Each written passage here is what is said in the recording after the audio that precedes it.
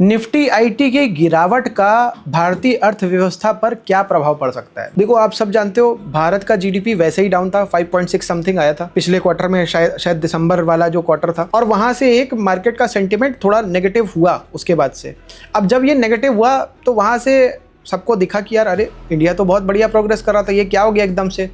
तो उसमें कहीं ना कहीं कंट्रीब्यूशन आईटी का भी रहा है। और अगर आईटी सेक्टर ने गिरना है और आगे भी गिरना है, और आप सब जानते हो अगर डोनाल्ड ट्रंप रहने वाले हैं तो आप 4 साल तो भूल जाओ कि कुछ अच्छा होना है।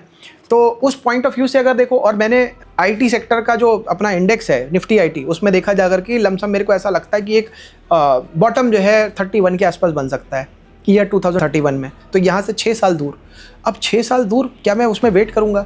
मगर चलो, मैं वेट नहीं करूँगा, हो सकता है साइडवेज ही चला जाए। मान लो इतना क्रैक ना करे, या क्रैक करे तो ऐसे साइडवेज होता हुआ चला जाए।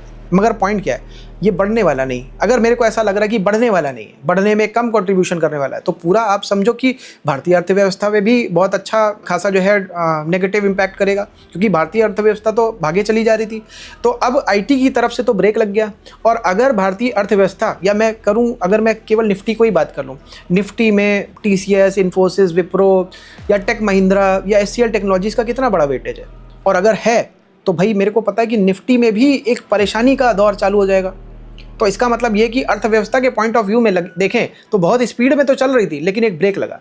जैसे ही ब्रेक लगा तो गाड़ी तो और आगे बढ़ रही, लेकिन फिर धीमी हो गई, फिर एक ब्रेक लगा, फिर धीमी हो गई।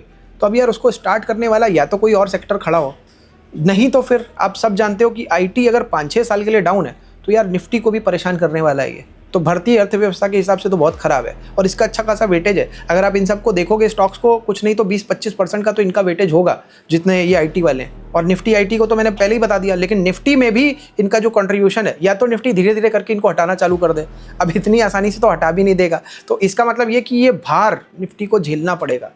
और ये जो एक अर्थव्यवस्था वाली बात है, इसका इम्पैक्ट तो आएगा। अब ये अच्छी बात हो सकती है कि इंटरनली हम कुछ अच्छा करें, और जैसे पब्लिक सेक्टर के जो बैंक्स हैं वो शायद कुछ अच्छा कर जाएं। अगर वो अच्छा करते हैं तो वहाँ से कुछ सपोर्ट मिल जाएगा। तो ऐसे कुछ अंदर के इंटरनल सेक्टर्स हो सकते हैं जो कुछ अच्छा सपोर्ट करें, और वहाँ से निफ्टी को सपोर्ट मिले और निफ्टी बेटर कर जाए। बट आईटी से आप उम्मीद मत करो, इस वक्त तो मत करो, क्योंकि अच्छा खासा एक टॉप बनाया। अपने पोर्टफोलियो में आईटी सेक्टर से रिलेटेड स्टॉक्स में बदलाव करें, बिल्कुल करें। क्योंकि आप सोचो, देखो, मेरी बात पे यकीन मत करो, आप जाओ निफ्टी आईटी का चार्ट खोलो, फ्रीली अवेलेबल है, ट्रेडिंग व्यू में जाके देखो, वीकली चार्ट, मंथली चार्ट लगा लो, आप एक इंपॉर्टेंट बॉटम देखो, फिर उसके बाद का एक इंपॉर्टेंट बॉटम देखो। ऐसे कर करके कई सारे आपको बॉटम से बॉटम दिखेंगे। अब अगर आप देखोगे तो आपको दिखेगा कि यार एक बॉटम से दूसरे बॉटम की डिस्टेंस लमसम 4000 डेज है। अगर 4000 डेज है, इसका मतलब होता है लमसम 11 साल। अब अगर रिसेंट में कभी बना था 2020 में लमसम एक बॉटम, और वहाँ से आज 4-5 साल होने को आ रहे हैं एक टॉप बनाए, और अच्छा खासा क्रैकडाउन आ रहा है, तो ये एक चीज़ समझ में आती है कि मेरे को 4000 दिन बाद तो एक बॉटम बनना है। मतलब 2020 में मैं 4000 दिन लमसम ऐड कर दूं तो 2031 आ जाएगा, ठीक है, मतलब 11 साल। अगर 2031 आ जाएगा तो यहाँ पे ऐसा भी हो सकता है कि इस वक्त जो क्रैकडाउन है वो एक लेवल पे रुक जाए, फिर नया हाई बनाए, फिर जाकर के वहाँ पे कहीं बॉटम कर ले। लेकिन अब पॉइंट ये कि अगर वहाँ पे एक बॉटम करना है, और इस वक्त मिड पॉइंट पे हम ऑलरेडी पहुँच चुके हैं, और क्रैक इतना ज़बरदस्त है, और यहाँ पे डोनाल्ड ट्रंप आ चुके हैं, तो इसका मतलब ये कि ये समस्या हमको अब परेशान करने वाली है लंबे टाइम तक। 4 साल तो वैसे ही डोनाल्ड ट्रंप जब तक हैं, अब समझ लो कि कोई उम्मीद नहीं है, कोई उम्मीद नहीं है। मतलब ओपनली बोल रहा हूँ, इसमें छुपाने वाली जैसी कोई बात नहीं। और वो यूएस का डेट को कम करने की कोशिश करेंगे, उसके लिए खर्चे वगैरह कंट्रोल किए ही जाएंगे। और उसमें सीधी सी बात है कि भारतीय आईटी की कंपनियों में, भारतीय आईटी के सेक्टर, जो आईटी निफ्टी आईटी में, सब में इसका इम्पैक्ट आएगा। तो अब वहाँ से जो मेरे को दिख रहा है, देखो, अब एक चीज़ होती है, जैसे मैंने अगर 4000 दिन का लमसम बॉटम से बॉटम निकाला, तो मैं ये एक अज्यूम करता हूँ कि बीच में कहीं जाके टॉप बनेगा। बट कई बार टॉप बीच से पहले या बीच के बाद में भी बनता है। बहुत ज़्यादा बुलिश चीज़ है तो बीच के बाद में मतलब हो सकता है 3000 दिन में टॉप बने।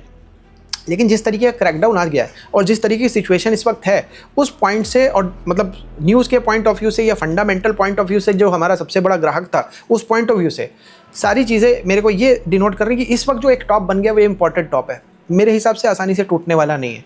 और अगर वो टूटने वाला नहीं है तो 31 में एक जो बॉटम होने वाला है, फिर यहाँ पे वो टॉप 31 तक नहीं टूटने वाला। 31 पे तो बॉटम करेगा, फिर वहाँ से भागेगा, 4-5 साल में जाकर के वो टॉप टूटेगा जो इस वक्त बन गया है। तो अब इस पॉइंट ऑफ व्यू से अगर आप देख लो तो आईटी के स्टॉक मेरे हिसाब से, मुझे नहीं लगता कि बहुत अच्छा सेंस बनाते हैं इन्वेस्टमेंट का। और अगर है पोर्टफोलियो में, भाई देखो, मैं किसी को ये नहीं बोल सकता कि किसी स्टॉक को बेच दो, लेकिन मैं यही बोल सकता हूँ कि यार जिस चीज़ का प्रॉस्पेक्ट नहीं है और अगले 5-6 साल तक नहीं है, उसको मैं होल्ड क्यों करूँ?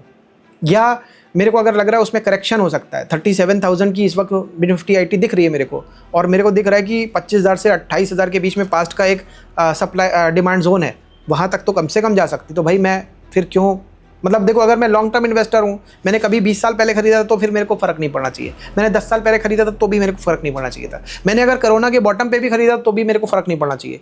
लेकिन मैंने इन 4 सालों में, आखिरी के 2 सालों में अगर खरीदा है या आखिरी के 1 साल में खरीदा है तो फिर मेरे को फ़र्क पड़ना चाहिए। होप करता हूँ आपको आपके क्वेश्चन का जवाब ज़रूर मिला होगा इसमें, और आगे क्या करना चाहिए वो आपको समझ में आ गया होगा। कौन से नेक्स्ट सेक्टर पे आप एनालिसिस अपना चाहते हो, वीडियो के नीचे ज़रूर कमेंट करो। मैं हूँ Ruchir from Ruchir Gupta training academy.